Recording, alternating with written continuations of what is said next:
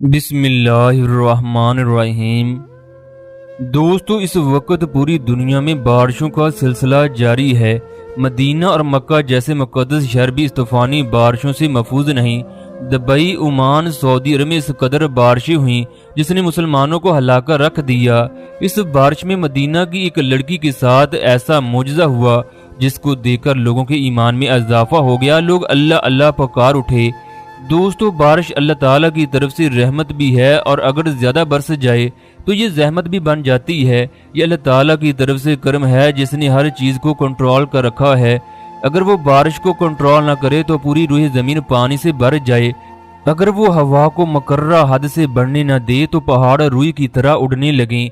अगर वो सूरज की तपिश की हद मुकर्रर ना करता कर कोयला बन जाती। अगर वो रात और दिन की हद मुकर्रर ना करता तो लोगों को दुनिया की जिंदगी से नफरत हो जाती। अगर अल्लाह ताला मौत और जिंदगी को पैदा ना करता तो इस दुनिया में जीना महाल हो जाता। इन तमाम चीज़ों से ये बात बिल्कुल वाज़ेह है, वो अल्लाह ताला की ज़ात ही है जिसने हर चीज़ को कंट्रोल कर रखा है। मदीना के करीब एक गांव में एक लड़की जिसका नाम हलीमा था, वो अपने माँ बाप के साथ रहती। उसके वालिद ने एक यूरोपीय लड़की से शादी की जिसकी वजह से उनके घर का माहौल बिल्कुल अंग्रेज़ों जैसा था। ये लोग मदीना के बिल्कुल करीब होने के बावजूद भी इस्लाम पर उस तरह से अमल न करते जिस तरीके से करना चाहिए। ये लोग सिर्फ नाम के मुसलमान थे। इनके घर में गाना बजाने की रोजाना महफिलें होती जिसमें शहर के अमीर तरीन लोग शामिल होते। जब हलीमा की उम्र 18 साल के करीब हुई तो ये भी घर में होने वाली महफिलों में शरीक होती, फारग औकात में फिल्में देखती। अचानक हलीमा की जिंदगी में ऐसा मुजज़ा हुआ जिसने इसके रोंगटे खड़े कर दिए। ये लड़की मदीना की यूनिवर्सिटी में पढ़ने लगी। उस यूनिवर्सिटी की तमाम लड़कियां पर्दा करती जबकि हलीमा यूनिवर्सिटी में जाकर बुर्के को उतार देती, फिर यूरोपीय लड़कियों की तरह वहां रहती। हलीमा को फिल्में देखने का इंतहाई शौक था। जब वो रिसर्च करती तो उसके सामने इस्लामी चैनल भी आ जाते जिन पर लिखा होता है बेटियों पर्दा करना तुम पर फर्ज है। उसके सामने उलमा कराम की तकरीरें भी आ जाती। हलीमा उनकी तकारीर सुनकर उनका मजाक उड़ाती।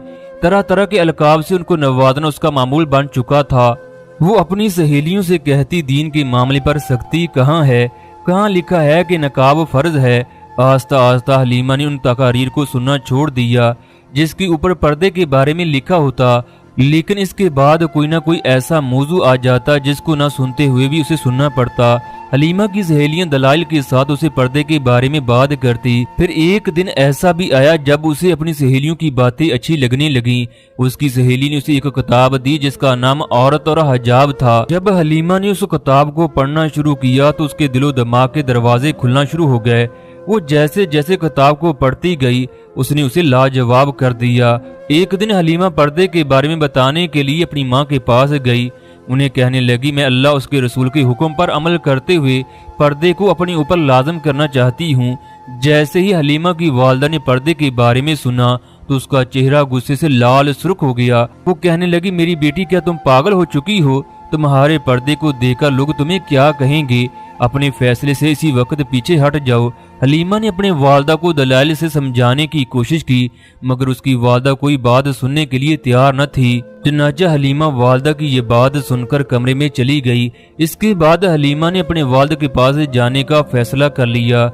जब उसने अपने वालिद को नकाब के बारे में बताया तो वो गुस्से से खड़ा हो गया और कहने लगा, तुम अपने दिलो दिमाग से पर्दे को निकाल दो। अगर तुमने ऐसा किया तो घर में फसाद बर्पा हो जाएगा।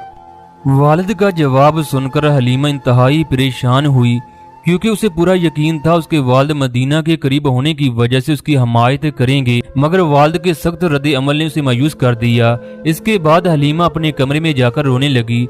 अगले दिन हलीमा ने अपने एक कजन से मशवरा किया तो उसने कहा, तुम अपने वालिदैन की बात पर अमल करो, उनकी नाफरमानी की कोशिश न करो, पर्दे को अपने ज़हन से निकाल दो। हलीमा ने अपना फैसला अल्लाह के सुपुर्द कर दिया। वो वक्फे वक्फे से पर्दे के बारे में वालिदैन से बात करती रही, उन्हें कायल करने की पूरी कोशिश करती रही। हत्ता कि 1 साल गुजर गया। एक दिन हलीमा की सहेलियां उसको मिलने के लिए आईं। उसकी तमाम सहेलियां नकाब करती थीं।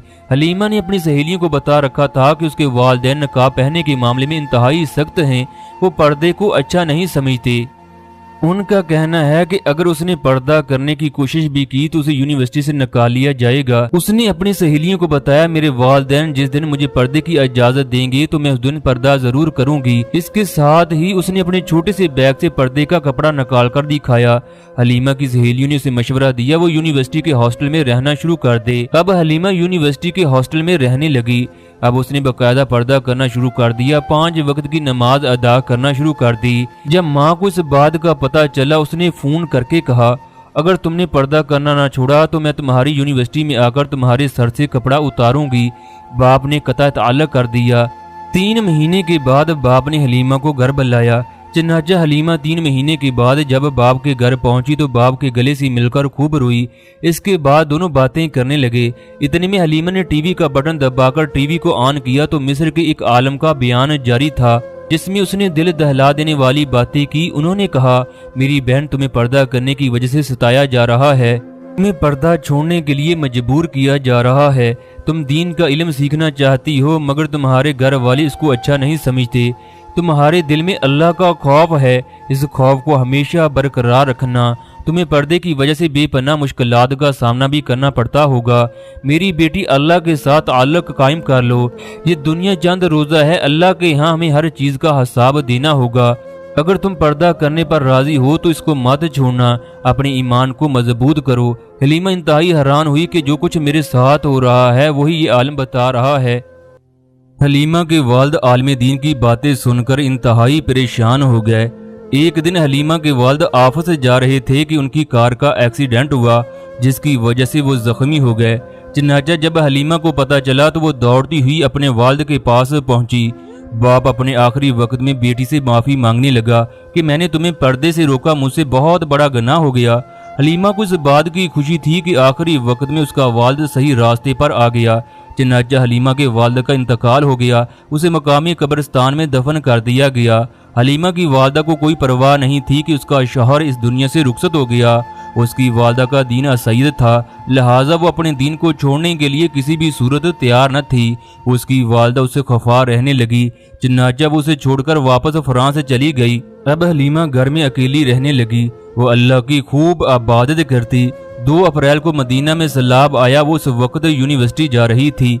आसमान पर इंतहाई गहरे बादल थे। फिर आस्ता आस्ता बारिश बरसना शुरू हो गई। बारिश तेज से तेज तर होती गई, हत्ता कि बारिश ने तूफानी सैलाब का रुख अख्तियार कर लिया। उसकी गाड़ी पानी की लहरों में बह गई। उसने बचने की बहुत कोशिश की मगर वो बच न सकी। यूं हलीमा खुदा को प्यारी हो गई। एक लड़की जो पर्दे से नफरत करती थी, किस तरह वो पर्दा करने लगी, किस तरह वो रब के पास पहुंची। दोस्तों, जो लोग अपनी ख्वाहिशात के पीछे भागते हैं ना ही उनकी दुनिया बनती है और ना ही आखिरत। दोस्तों, वीडियो अच्छी लगी हो तो लाइक करें, मजीद वीडियो के लिए चैनल को सब्सक्राइब करें। शुक्रिया।